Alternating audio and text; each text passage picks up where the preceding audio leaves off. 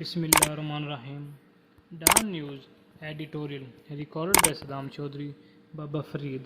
Shorten and typing online class Bahawalnagar.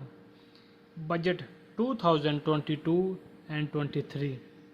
11th June. The annual budget presentation has traditionally been heavy on granular details of the government's spending plans for the coming fiscal year. Full stop. It helps the common citizen get a rough idea of what is in it for them. Full stop. This year, however, Finance Minister Miftah Ismail went with a speech that was heavy on rhetoric but lacking in substance. Full stop.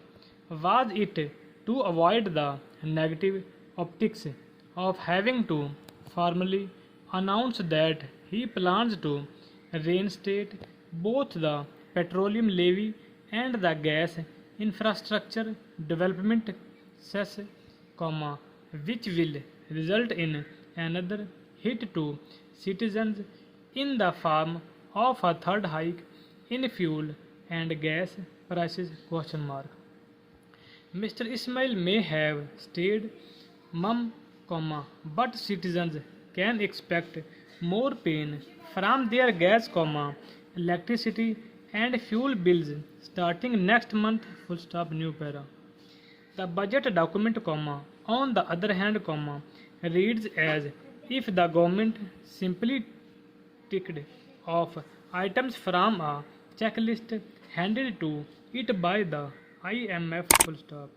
Having removed the major chunk of PTI's fuel subsidy over two installments ahead of the budget, all that had been left was the reimposition of the sales tax and petroleum levy, on which the government has obliged. Full stop.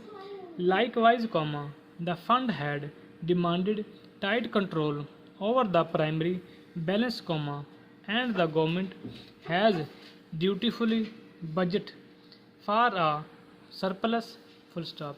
An attempt has also been made to better tax the real estate market, which had long been in the crosshairs for being a safe haven for grey money and tax evasion. Full stop. New para. Given that the government seems to have more or less acceded to all of the IMF major demands, it is hoped that the lending agency will now be more forthcoming about the release of the much needed funds. Full stop. However, it is worth asking the government if this budget was designed solely to secure an IMF loan, because it otherwise seems to be lacking in intent. Full stop.